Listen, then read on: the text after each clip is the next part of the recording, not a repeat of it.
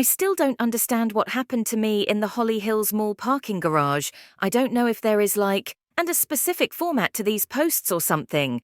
But I'm just going to get straight to it.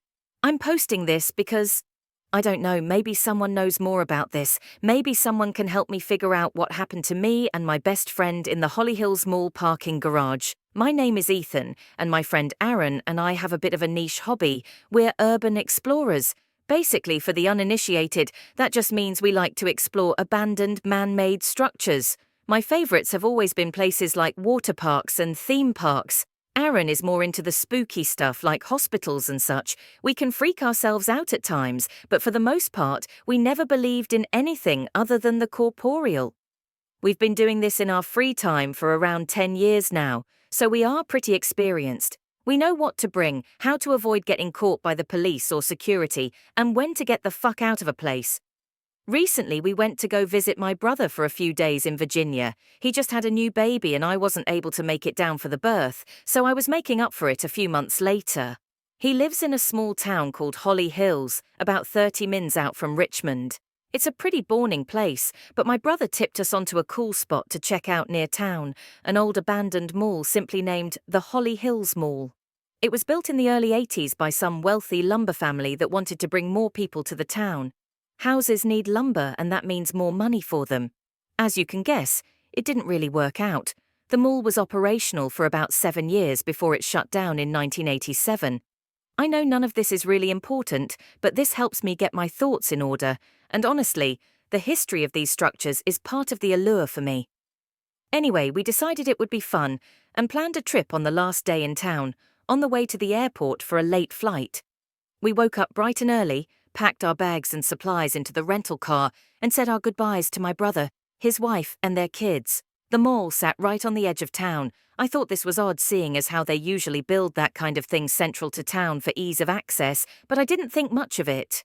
The mall was surrounded by pretty heavy brush and trees, as well as a tall chain-link fence. The entrance was blocked off by a typical dilapidated gate, held closed by a simple chain and padlock. Aaron pulled up to the gate and I hopped out to apprise the situation. Oddly, the padlock wasn't even locked. Unusual but not unseen. Sometimes people just stop giving a shit about these old places and don't even check on them anymore. Honestly, it makes us a bit more relaxed in these situations because it usually means no security.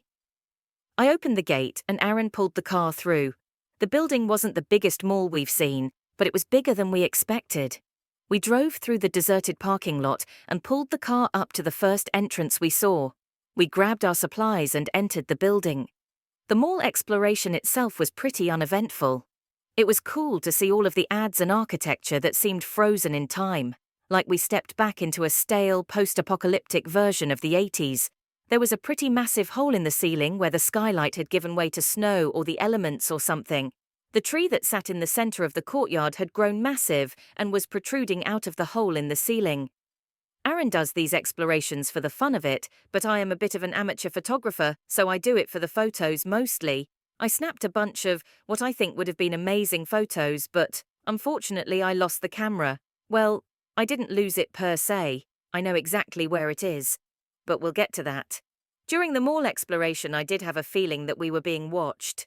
Distant sounds of glass crunching underfoot, or a figure just out of the corner of my eye that disappears right when you look in its direction. But I knew this was just my mind playing tricks on me.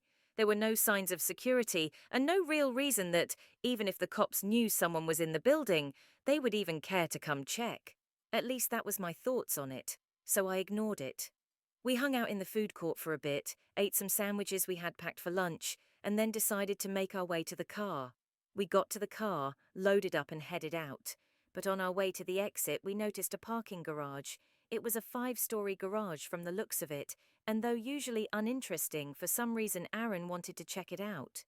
We spent less time in the mall than we thought we would, so I figured, what the hell, we had the time.